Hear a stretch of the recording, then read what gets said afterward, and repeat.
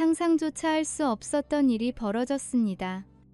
제 아들의 화려했던 돌잔치는 제 삶이 송두리째 거짓이었음을 깨닫게 된 비극의 시작이었습니다.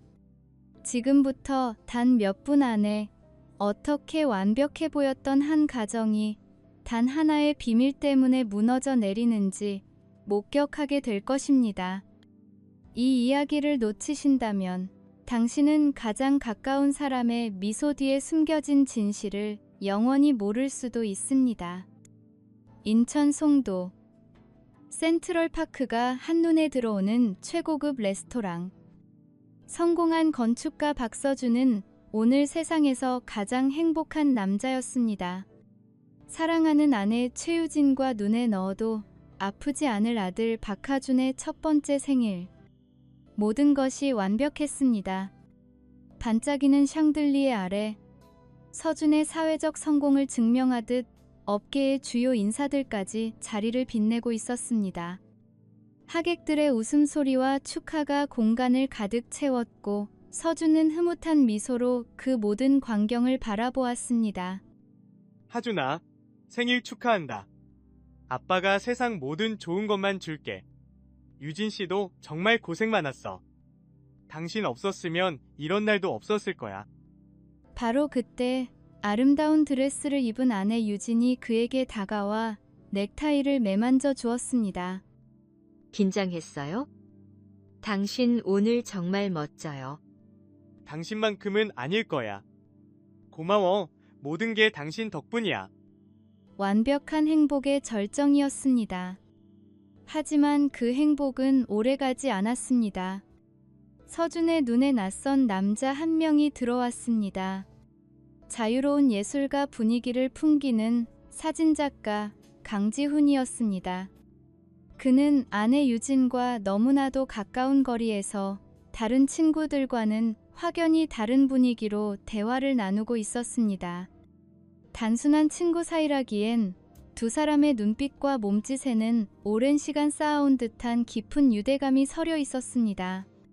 서준의 눈은 본능적으로 그들을 쫓았습니다. 아내가 다른 남자에게 보인 적 없는 편안한 미소. 남자의 손이 아내의 팔을 가볍게 스치는 찰나. 모든 것이 슬로우 모션처럼 서준의 뇌리에 밝혔습니다. 그는 애써 불쾌한 감정을 억누르며 그들에게 다가갔습니다. 유진 씨, 친구분 오셨네. 인사 좀 시켜줘. 아, 서준 씨. 이쪽은 강지훈 씨. 제 대학 선배예요. 사진작가로 활동하고 있어요. 선배. 이쪽은 제 남편 박서준 씨예요. 처음 뵙겠습니다. 박서준 씨. 말씀 많이 들었습니다. 유진이한테요. 정말 대단한 분이라고. 오늘 보니 과연 그렇네요. 아, 네. 반갑습니다. 서준은 유진이라고 스스럼없이 부르는 지훈의 호칭과 어딘가 자신을 평가하는 듯한 말투가 칼날처럼 날카롭게 느껴졌습니다. 하지만 많은 손님들 앞에서 티를 낼 수는 없었죠. 불길한 예감은 좀처럼 가시지 않았습니다. 특히 지훈이 아들 하준이를 바라보는 눈빛. 그것은 단순한 귀여움을 넘어선 마치 자신의 아이를 보는 듯한 애틋함과 소유욕이 뒤섞인 복잡한 시선이었습니다. 잠시 후 돌잔치의 하이라이트인 돌잡이 시간이 시작되었습니다. 모두의 환호 속에 하준이가 마패를 잡자 서준은 기쁨에 활짝 웃었습니다. 바로 그 순간이었습니다. 강지훈이 최유진의 귀에 무언가 속삭이는 모습이 서준의 눈에 정확히 포착되었습니다.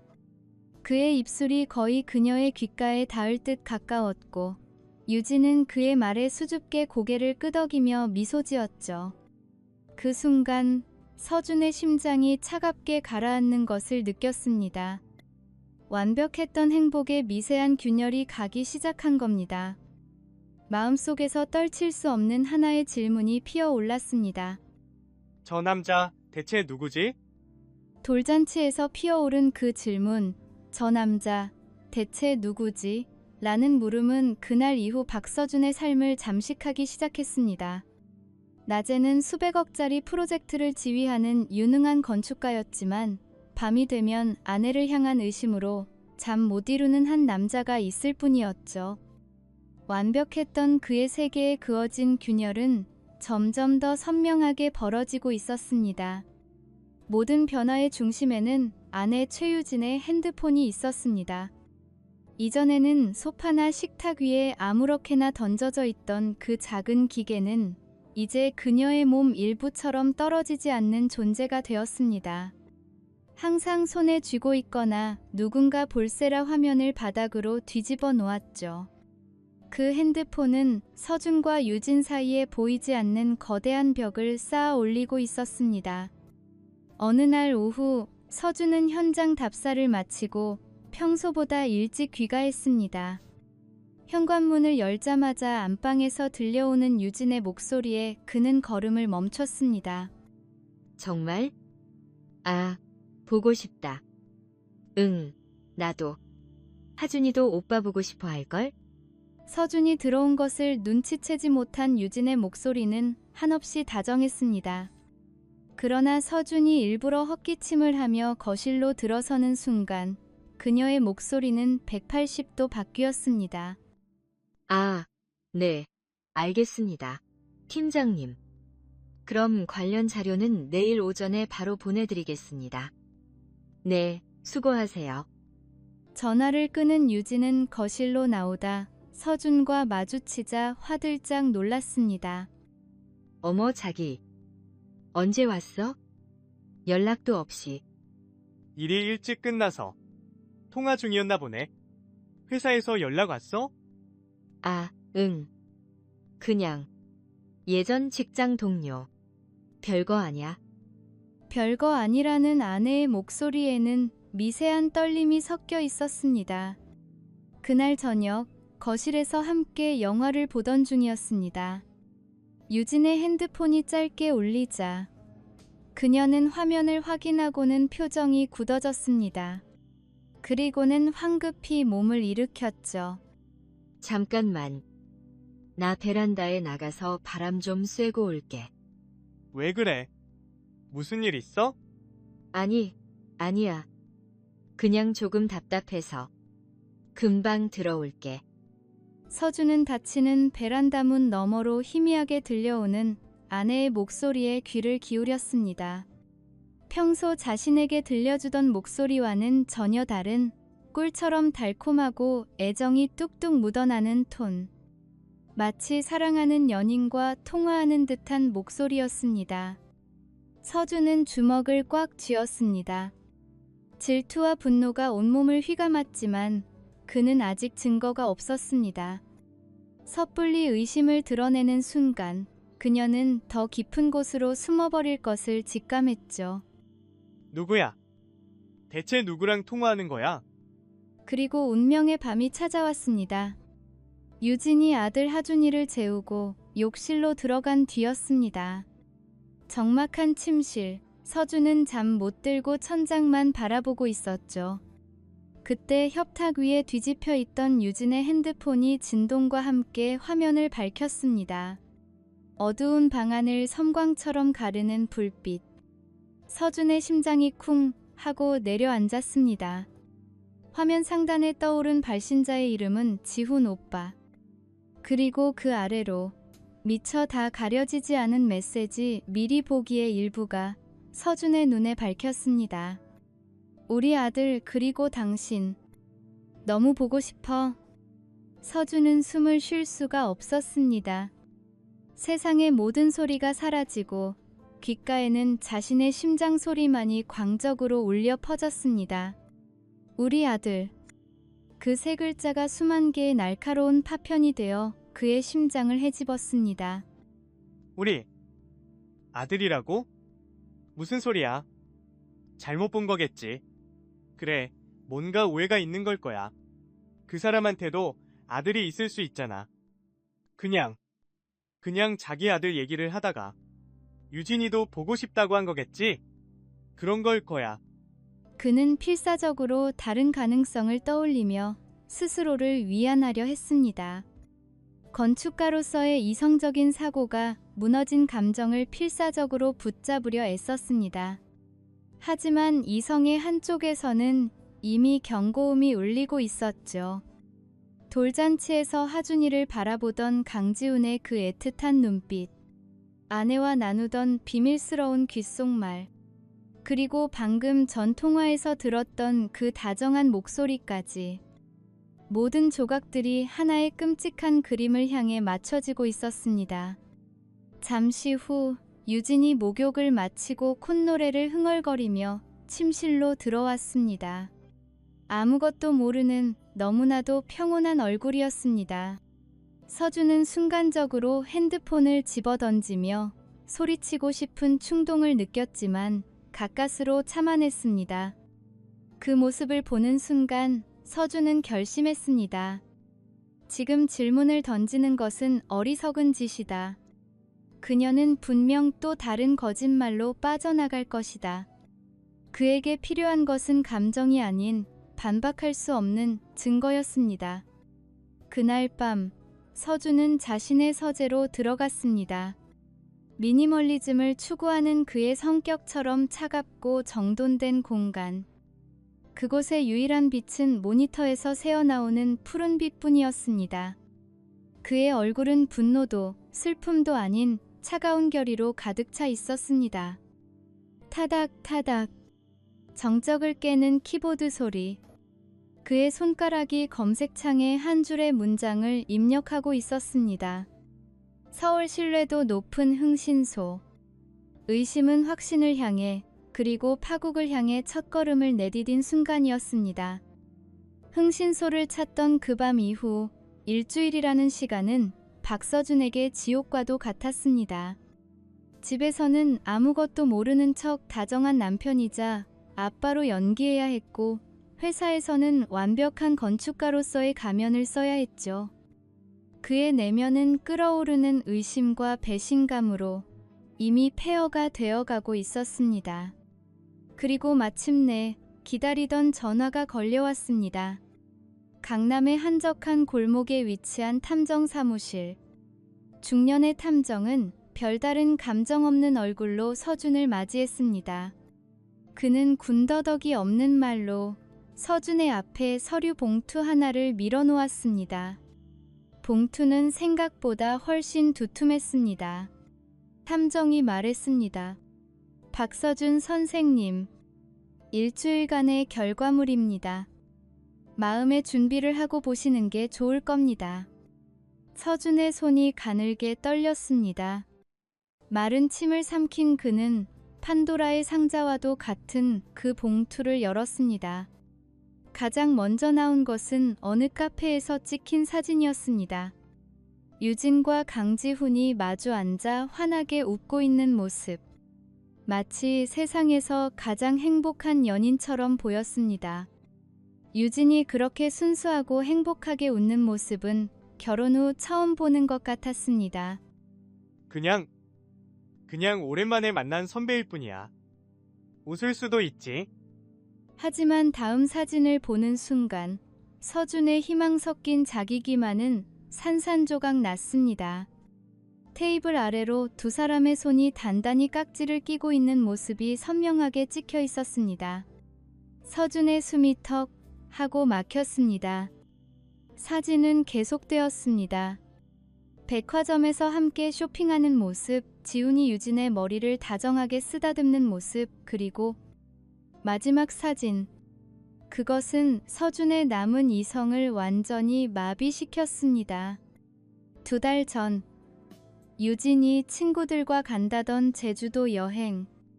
그곳의 최고급 호텔 입구로 유진과 지훈이 다정하게 팔짱을 낀 채 함께 들어서는 모습이었습니다. 사진 속 유진은 지훈의 어깨에 완전히 기댄 채 서준 자신에게조차 보여준 적 없는 황홀한 표정을 짓고 있었습니다. 사진의 날짜는 명백히 그 여행 기간을 가리키고 있었죠. 서준은 온몸의 피가 차갑게 식는 것을 느꼈습니다. 제주도 친구들이랑 간다고 했는데 이게 전부입니까? 탐정은 대답 대신 보고서를 넘겼습니다. 상대 남성은 강지훈, 프리랜서 사진작가입니다. 조사 결과 최유진 씨의 대학 시절 첫사랑이었고 졸업 후에도 꾸준히 연락을 주고받은 것으로 확인됐습니다. 단순한 첫사랑이 아니었습니다. 저희가 파악한 바로는 두 사람, 약혼까지 했던 사이더군요. 집안의 반대로 헤어졌다고 합니다만 결혼 후에도 관계가 완전히 정리되지 않은 것으로 보입니다. 두 사람의 관계는 저희가 생각하는 것보다 훨씬 오래되고 깊어 보입니다. 약혼. 서준은 그 단어에 머리를 한 대 맞은 듯 멍해졌습니다. 사랑이라 믿었던 모든 것이 기만이었고 행복이라 믿었던 모든 순간이 거짓이었습니다. 그는 자신이 거대한 연극의 주인공이었음을, 그리고 가장 마지막에 진실을 알게 된 바보였음을 깨달았습니다. 탐정은 그런 서준을 잠시 바라보다가 작은 녹음기를 꺼내 들었습니다.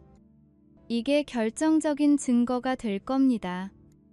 호텔 주차장에 세워져 있던 차량의 블랙박스에서 확보한 음성입니다. 잡음이 좀 있지만 내용은 충분히 파악 가능하실 겁니다. 탐정이 재생 버튼을 누르자 지지직거리는 소음과 함께 익숙한 목소리가 흘러나왔습니다. 아내 최유진의 목소리였습니다. 배경으로 희미하게 파도 소리가 들리는 듯했습니다. 오빠, 가끔 그런 생각해. 하준이가 오빠 아이였다면 어땠을까? 그럼 우리 이렇게 숨어 다니지 않아도 됐을 텐데. 그런 소리 하지 마. 넌 이미 박서준 아내야. 모든 게 복잡해져.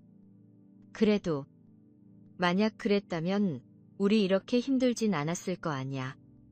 그냥 가끔은 다 버리고 오빠한테 가고 싶어. 서준의 귀에는 더 이상 아무 소리도 들리지 않았습니다. 하준이가 오빠 아이였다면 어땠을까? 아내의 그 한마디가 그의 머릿속을 무한히 맴돌며 그의 영혼을 갈기갈기 찢어놓았습니다. 단순한 외도를 넘어선 상상조차 해본 적 없는 끔찍한 의심이 그의 심장을 파고들기 시작했습니다. 어떻게 사무실을 나왔는지 기억나지 않았습니다. 정신을 차렸을 때 그는 자신의 차 안에서 하염없이 내리는 비를 바라보고 있었습니다. 차창을 두드리는 빗방울 소리가 마치 그의 절규처럼 들렸습니다. 아내의 배신은 이제 중요하지 않았습니다. 그의 머릿속은 오직 하나의, 훨씬 더 근원적이고 잔인한 질문으로 가득 차 있었습니다. 그는 지난 1년간의 기억들을 미친 듯이 되짚었습니다. 아내가 임신 소식을 알렸을 때의 기쁨, 입덧으로 고생하던 아내를 밤새 간호했던 기억, 그리고 하준이가 태어나 처음으로 자신을 향해 웃어주었던 그 감격의 순간까지. 그 모든 것이 거짓일 수 있다는 생각에 구역질이 치밀어 올랐습니다. 만약 그 말이 단순한 가정이 아니었다면? 만약 하준이가 내 아들이 아니라면? 탐정 사무실에서 나온 그날 밤 박서준의 세상은 무너져 내렸습니다. 하지만 그는 울부짖거나 절망하지 않았습니다. 대신 그의 내면에서는 모든 감정이 사라지고 섬뜩할 정도의 차가운 이성만이 남았죠. 배신에 대한 분노는 이미 그 단계를 넘어섰고 이제 그에게 남은 것은 단 하나, 마지막 퍼즐 조각을 맞추는 일이었습니다. 바로 피의 진실을 확인하는 것. 그 후 며칠간 서준의 행동은 소름 끼칠 정도로 평온했습니다. 그는 아내 유진과 아들 하준 앞에서 이전보다 더 다정한 남편이자 아빠가 되어 주었습니다. 함께 장난감을 조립하고 그림책을 읽어주고 잠든 아이의 머리를 쓰다듬어 주었죠. 유진은 그런 남편의 모습에 안도하는 듯했지만 그것이 폭풍전의 고요함이라는 사실을 까맣게 모르고 있었습니다. 그의 모든 친절은 진실을 밝히기 위한 치밀한 연기였고 그의 모든 미소는 복수를 향한 냉정한 준비 과정이었습니다. 어느 날 아침 유진이 하준이를 어린이집에 데려다 주러 나간 사이 서준은 하준의 방으로 들어갔습니다. 그의 손에는 작은 비닐 지퍼백이 들려 있었죠. 그는 떨리는 손으로 아이의 빗에서 머리카락 몇 올을 조심스럽게 수집했습니다. 그리고 자신의 머리카락도 몇 올 뽑았죠. 사랑하는 아들의 유전자를 마치 범죄 현장의 증거품처럼 채취하는 그의 심정은 그 누구도 상상할 수 없을 겁니다. 내가 지금 뭘 하고 있는 거지? 아빠가 아니라 내 집에서 범죄를 수사하는 형사라도 된 것 같군. 그는 모든 샘플을 밀봉하여 당일 특급으로 국내 최고 권위의 유전자 검사 기관으로 보냈습니다. 결과가 나오기까지 2주. 그 시간은 서준에게 영원과도 같은 지옥이었습니다. 낮에는 완벽한 남편을 연기하고 밤에는 악몽에 시달렸습니다. 매일 밤 그는 하준이가 태어나던 순간을 떠올렸습니다. 탯줄을 자르던 손의 감각, 처음으로 아이를 품에 안았을 때의 벅찬 감동. 그 모든 기억이 진짜이기를, 이 모든 의심이 끔찍한 악몽이기를 간절히 바랐습니다. 하지만 동시에 아이의 얼굴에서 강지훈의 흔적을 찾으려는 자기 자신을 발견하고는 혐오감에 몸서리쳤습니다. 그리고 마침내 운명의 날이 밝았습니다. 퇴근 후 그는 자신의 서재에 홀로 앉아 있었습니다. 띵! 짧은 알림음과 함께 유전자 검사 기관으로부터 이메일 한 통이 도착했습니다. 서준은 마우스를 쥔 손에 힘을 주었습니다. 심장이 발밑까지 떨어지는 것 같았습니다. 이것을 열면 돌이킬 수 없다. 어쩌면 모르는 것이 더 행복할지도 모른다는 마지막 유혹이 그의 머리를 스쳤습니다. 하지만 그는 이미 너무 멀리 와버렸습니다. 첨부된 PDF 파일을 여는 그 짧은 순간 그의 인생 전체가 멈춘 듯 했습니다. 화면에 나타난 몇 줄의 문장. 그의 시선은 오직 한 곳에 고정되었습니다. 친자 관계 성립 확률 0%. 0%. 세상의 모든 소음이 차단된 채 오직 컴퓨터 펜이 돌아가는 미세한 소리만이 그의 귓가를 맴돌았습니다. 그는 웃지도 울지도 않았습니다. 그저 텅 빈 눈으로 화면을 응시할 뿐이었죠. 그의 세계는 소리 없이 완벽하게 붕괴했습니다. 1년간의 아버지로서의 삶, 아내와의 3년간의 결혼 생활, 그가 쌓아 올렸다고 믿었던 모든 것이 한순간에 신기루처럼 사라졌습니다. 하준이의 첫걸음마, 처음으로 아빠라고 불렀을 때의 감격, 목마를 태워주면 까르르 웃던 아이의 웃음소리. 그 모든 소중했던 기억들이 이제는 날카로운 독침이 되어 그의 심장을 파고들었습니다. 충격이 지나간 자리에 남은 것은 슬픔이 아니었습니다. 그것은 강철처럼 차갑고 단단한 결이었습니다. 그는 곧바로 인터넷을 켜고 대한민국 최고의 이혼 전문 변호사를 검색했습니다. 그리고 망설임 없이 상담 예약을 잡았죠. 다음 날 오후, 서준은 서울 가정법원 앞에 위치한 대형 로펌의 상담실에 앉아 있었습니다. 그의 맞은편에는 날카로운 지성과 따뜻한 눈빛을 동시에 가진 여성 변호사, 김 변호사가 앉아 있었습니다. 여기 제 아내의 부정행위에 대한 증거 자료들입니다. 사진, 녹취 파일, 그리고 서준은 마지막으로 서류 한 장을 테이블 위에 올려놓았습니다. 유전자 검사 결과지였습니다. 박서준 선생님. 증거는 차고 넘칩니다.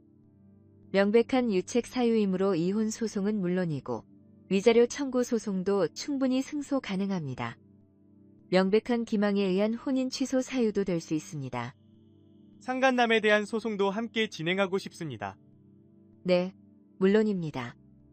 배우자와 상간자 모두에게 공동으로 혹은 개별적으로 손해배상 청구가 가능합니다. 통상적으로 위자료는 각각 3천만 원에서 5천만 원 사이에서 판결이 나고 선생님의 경우엔 정신적 고통이 극심했다는 점, 그리고 기망의 정도가 매우 심각하다는 점이 인정되어 그 이상도 가능할 것으로 보입니다. 가장 중요한 것은 아이 문제입니다. 김 변호사가 조심스럽게 말을 이었습니다. 유전자 검사 결과 친자 관계가 아님이 명백해진 이상 선생님께는 법적으로 하준군에 대한 어떠한 양육 의무도 없습니다. 당연히 양육비 지급 의무도 없고요. 오히려 그동안 기망행위로 인해 지출된 양육비를 과거 양육비 반환 청구 소송을 통해 돌려받을 수도 있습니다. 혹시 아이에 대해서는 어떻게 하고 싶으신지요? 법적으로는 남이지만 지난 1년간 아버지로 살아오셨습니다. 아이에 대한 친권이나 면접 교섭권에 대해 서준은 김 변호사의 말이 채 끝나기도 전에 한치의 망설임도 없이 얼음장처럼 차가운 목소리로 대답했습니다. 제 아이가 아닙니다. 그의 단호한 대답에 수많은 이혼 사건을 다뤄온 베테랑 변호사마저 순간 말을 잃었습니다.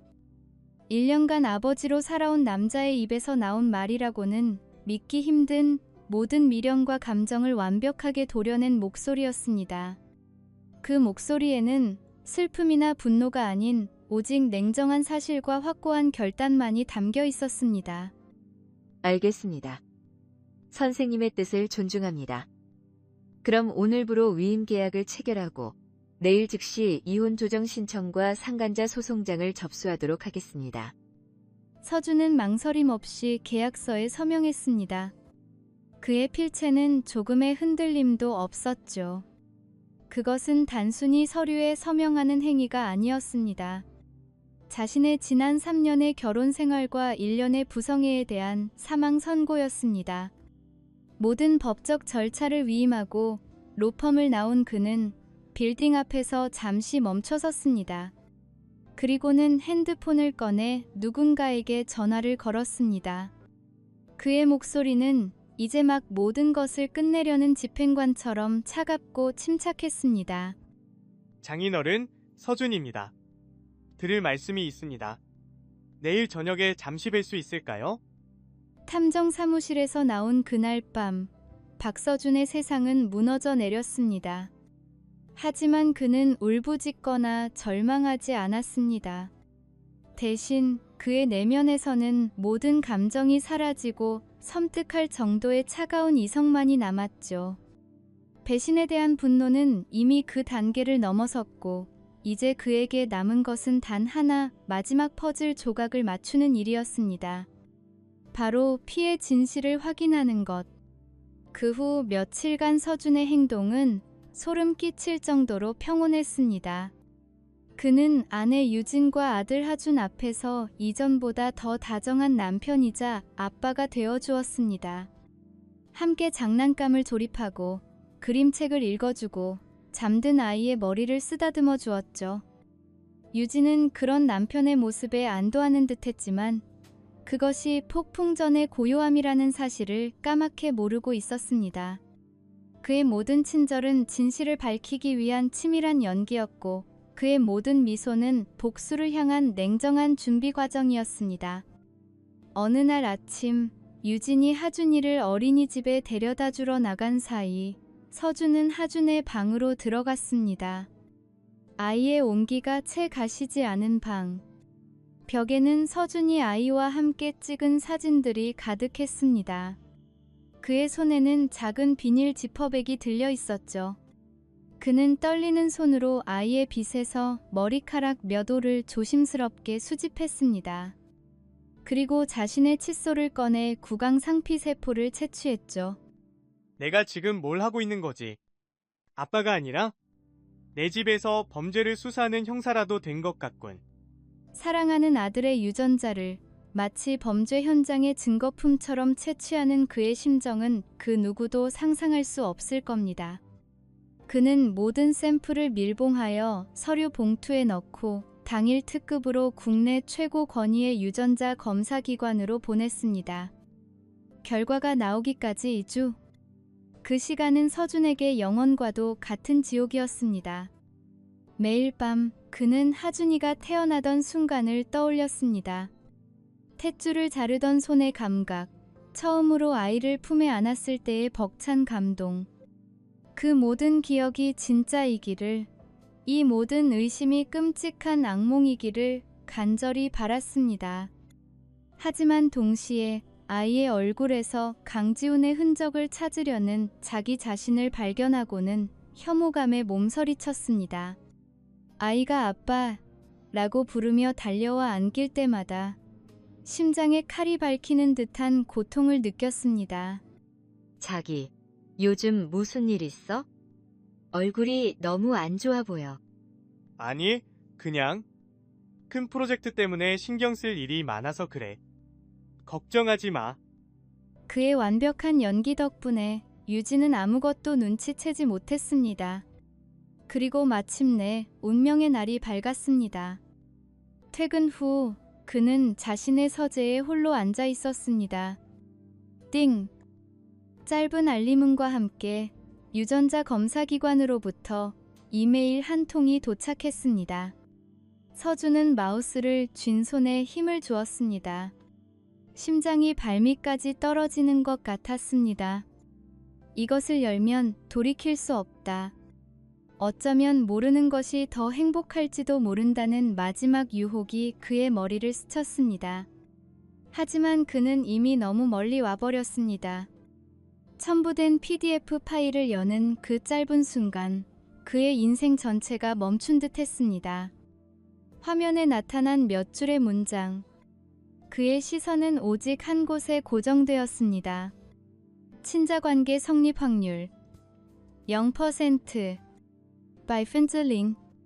세상의 모든 소음이 차단된 채 오직 컴퓨터 펜이 돌아가는 미세한 소리만이 그의 귓가를 맴돌았습니다. 그는 웃지도 울지도 않았습니다. 그저 텅 빈 눈으로 화면을 응시할 뿐이었죠. 그의 세계는 소리 없이 완벽하게 붕괴했습니다.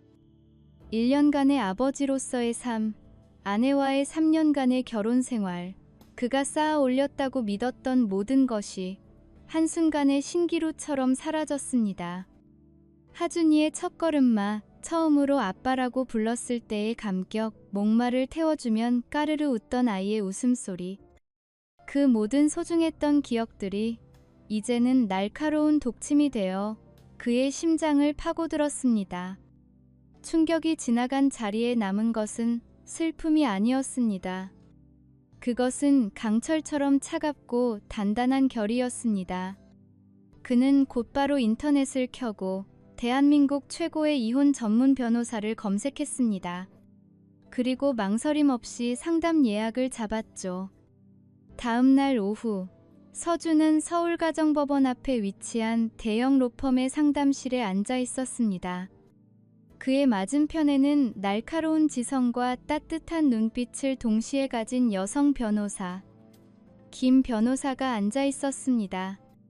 여기 제 아내의 부정행위에 대한 증거 자료들입니다.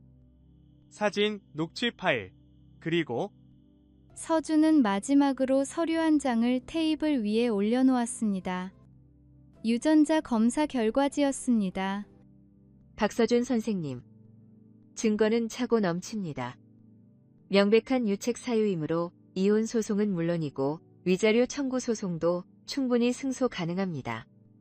명백한 기망에 의한 혼인 취소 사유도 될 수 있습니다. 상간남에 대한 소송도 함께 진행하고 싶습니다. 네, 물론입니다. 배우자와 상간자 모두에게 공동으로 혹은 개별적으로 손해배상 청구가 가능합니다. 통상적으로 위자료는 각각 3천만 원에서 5천만 원 사이에서 판결이 나고 선생님의 경우엔 정신적 고통이 극심했다는 점, 그리고 기망의 정도가 매우 심각하다는 점이 인정되어 그 이상도 가능할 것으로 보입니다. 소송 기간은 통상 6개월에서 1년 정도 예상하시면 됩니다. 가장 중요한 것은 아이 문제입니다. 김 변호사가 조심스럽게 말을 이었습니다. 유전자 검사 결과 친자 관계가 아님이 명백해진 이상 선생님께는 법적으로 하준 군에 대한 어떠한 양육 의무도 없습니다. 당연히 양육비 지급 의무도 없고요. 오히려 그동안 기망행위로 인해 지출된 양육비를 과거 양육비 반환 청구 소송을 통해 돌려받을 수도 있습니다. 혹시 아이에 대해서는 어떻게 하고 싶으신지요? 법적으로는 남이지만 지난 1년간 아버지로 살아오셨습니다. 아이에 대한 친권이나 면접 교섭권에 대해 서준은 김 변호사의 말이 채 끝나기도 전에 한치의 망설임도 없이 얼음장처럼 차가운 목소리로 대답했습니다. 제 아이가 아닙니다. 그의 단호한 대답에 수많은 이혼 사건을 다뤄온 베테랑 변호사마저 순간 말을 잃었습니다.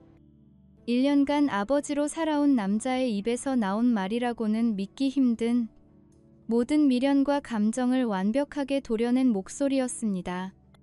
그 목소리에는 슬픔이나 분노가 아닌 오직 냉정한 사실과 확고한 결단만이 담겨 있었습니다. 정말 후회하지 않으시겠습니까?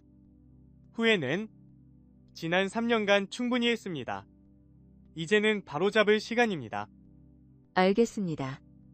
선생님의 뜻을 존중합니다. 그럼 오늘부로 위임 계약을 체결하고 내일 즉시 이혼 조정 신청과 상간자 소송장을 접수하도록 하겠습니다. 서준은 망설임 없이 계약서에 서명했습니다. 그의 필체는 조금의 흔들림도 없었죠.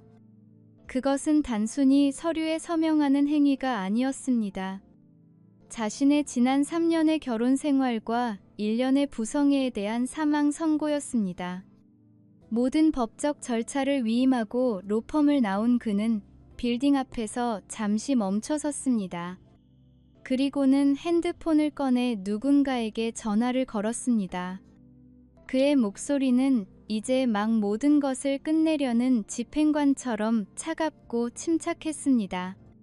장인어른 서준입니다. 드릴 말씀이 있습니다. 내일 저녁에 잠시 뵐 수 있을까요? 다음 날 저녁 박서준은 약속대로 장인장모의 집을 찾았습니다. 그가 사랑했던 그리고 그를 아들처럼 아껴주었던 두 분. 하지만 그의 손에 들린 서류 가방은 그 모든 세월을 부정해야 할 잔인한 증거들로 가득 차 있었습니다. 평범했던 거실은 곧이어 한 가족의 비극을 마주할 심판의 장소가 되었습니다.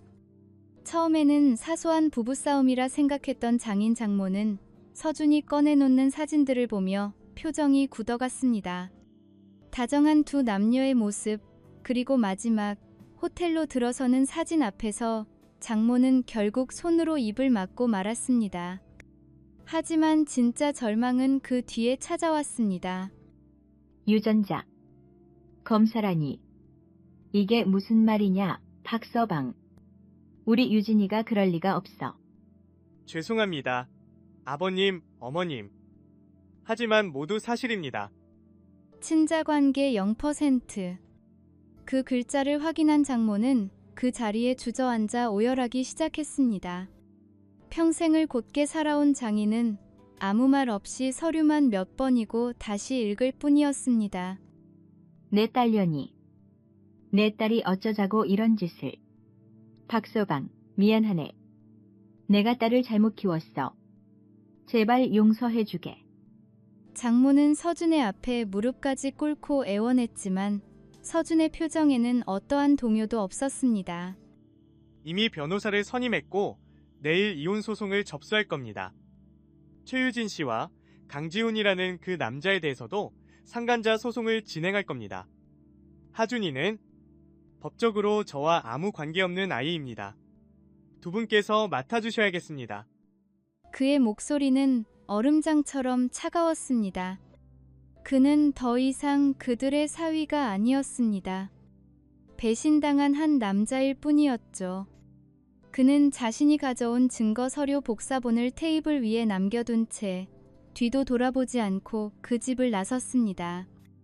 등 뒤로 들려오는 장모의 절규가 그의 발걸음을 붙잡지 못했습니다. 그리고 마침내 마지막 심판의 시간이 찾아왔습니다. 그가 살던, 그러나 이제는 더 이상 그의 집이 아닌 그곳. 현관문을 열자 아무것도 모르는 유진이 환한 미소로 그를 맞았습니다. 자기, 이제 와? 장인어른 댁에는 잘 다녀왔어? 무슨 일인데 그렇게 심각하게? 표정이 왜 그래? 서준은 대답 대신 거실 테이블 위에 서류 가방을 올려놓고 내용물을 쏟아냈습니다. 수십 장의 사진들, 녹취록 그리고 마지막으로 하얀 유전자 검사 결과지 한 장. 유리 테이블에 부딪히는 서류들의 소리가 유난히 차갑게 울렸습니다. 허옌모스. 유진의 얼굴에서 미소가 사라졌습니다. 그녀는 떨리는 손으로 사진들을 한 장 한 장 넘겼습니다. 처음에는 의아함, 다음은 당혹감, 그리고 공포. 제주도 호텔 사진 앞에서 그녀의 얼굴은 새하얗게 질렸습니다. 그리고 마침내 유전자 검사 결과지를 본 순간 그녀는 다리에 힘이 풀린 듯 그 자리에 주저앉았습니다. 이게 뭐야? 당신, 언제부터? 어떻게? 나 미행한 거야? 어떻게 나한테 이럴 수 있어? 그게 중요해? 중요한 건 이게 모두 사실이라는 거지? 최유진 씨, 당신의 연극은 이제 끝났어. 자기야, 아니야. 이건 오해야. 내가 다 설명할게. 제발 내 말 좀 들어줘. 오해?